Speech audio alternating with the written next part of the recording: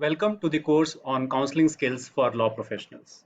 Today's topic for discussion is asking questions.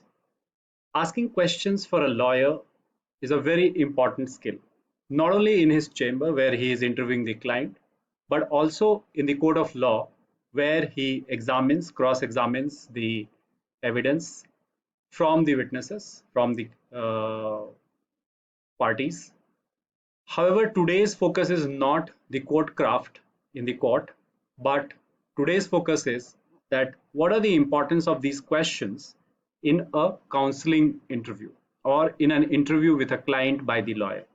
So let us try to see questions. Questions during the counseling session can help to open up new areas of discussion. So this is a very important point which we should note, and they can assist the lawyer to pinpoint an issue and to go further on that particular issue. This also helps them to clarify certain information that at first may seem ambiguous to the counselor, but later point when the client explains, it becomes more clearer to the advocate.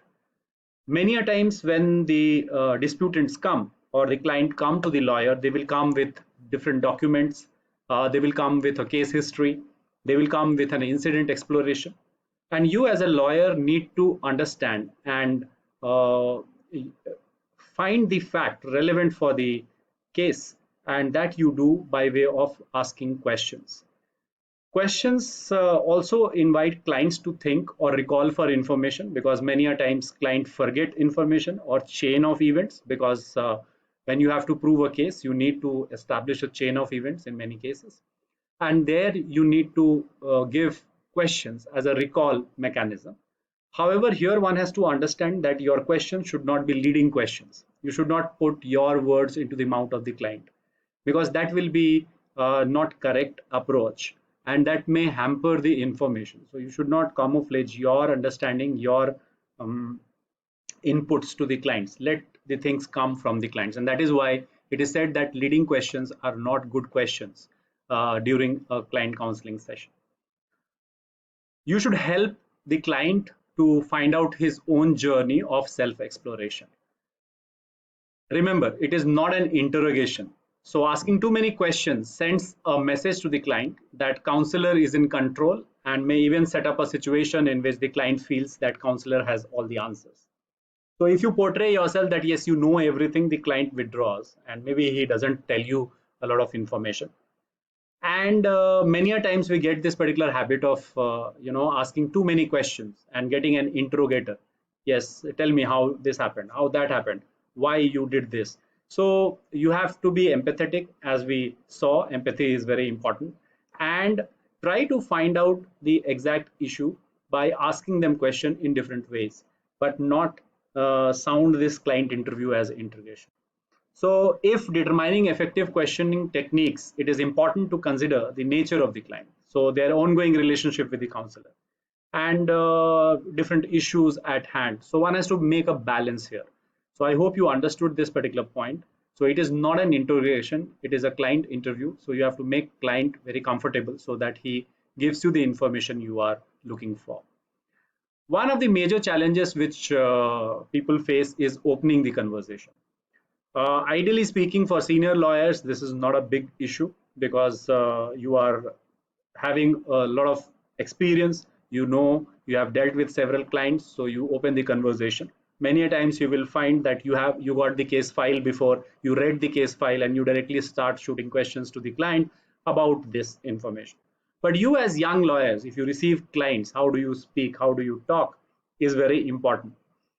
So don't get carried away by the movie scenes which you see. One is portrayed in this particular picture. So the things which is shown in movie doesn't actually happen in the real world. So you should not behave lawyers like shown in the movies. One of the important thing for an opening conversation is, could you tell me what brings you here today? A similar kind of a thing, it completely depends upon lawyer to lawyer, your skill as to how you open up the conversation. But one tip from my side would be that while you open the conversation, keep it light. Generally, if you have meeting for the client for the first time, you ask about his background, where he is from, what work he does. So it is keeping it light, and then subsequently you move on to the issue that yes, what brings you here today, and then let it be open-ended. And that is where I come to types of question now. So there are basically two types of questions which becomes handy. There are many different other types of question also, but primarily we focus on these two types of question. One is called open-ended question and the other one is closed-ended question. As the name suggests, when you say open-ended question, this leads you to more exploration, more information.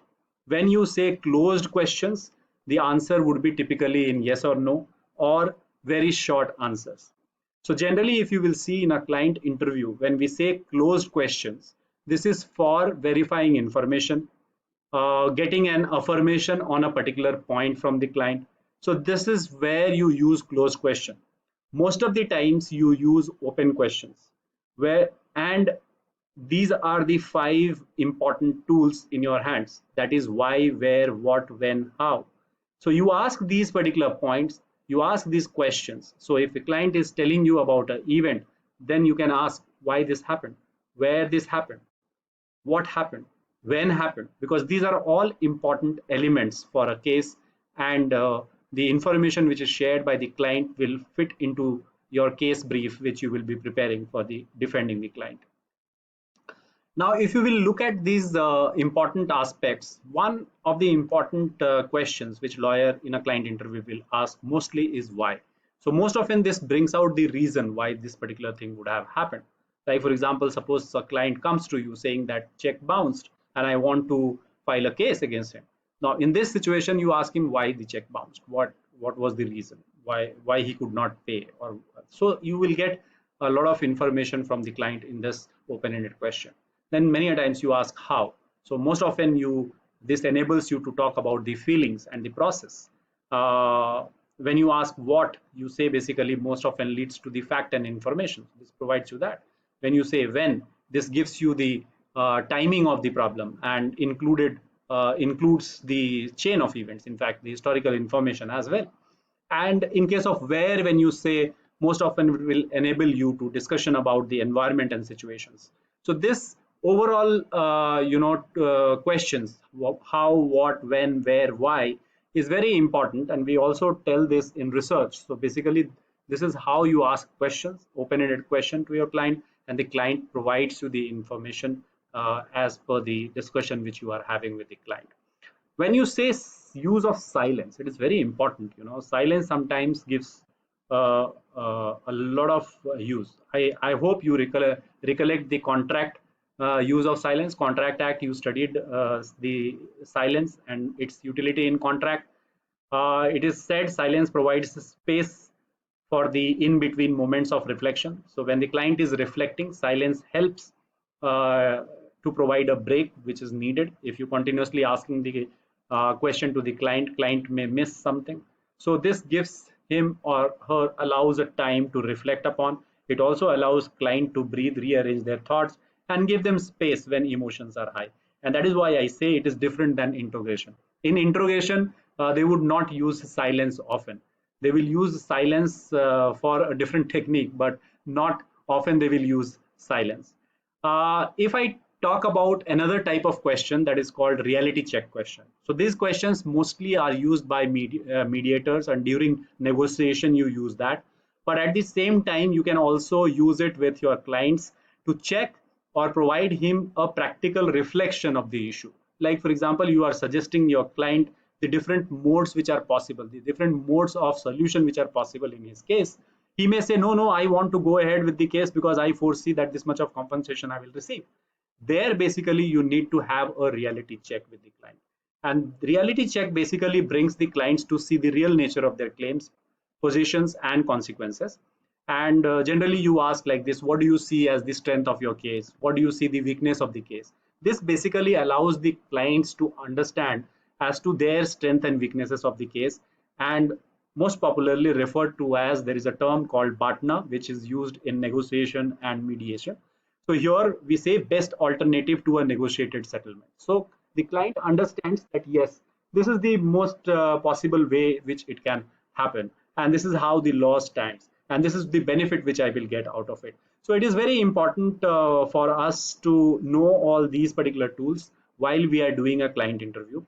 uh, I would suggest that read more literature on these particular areas. There will be a plenty of literature available, and this helps you, steer through a counseling session with a client in a proper way if you know where to ask what questions. So just do some practice on this, and I believe you will be going through.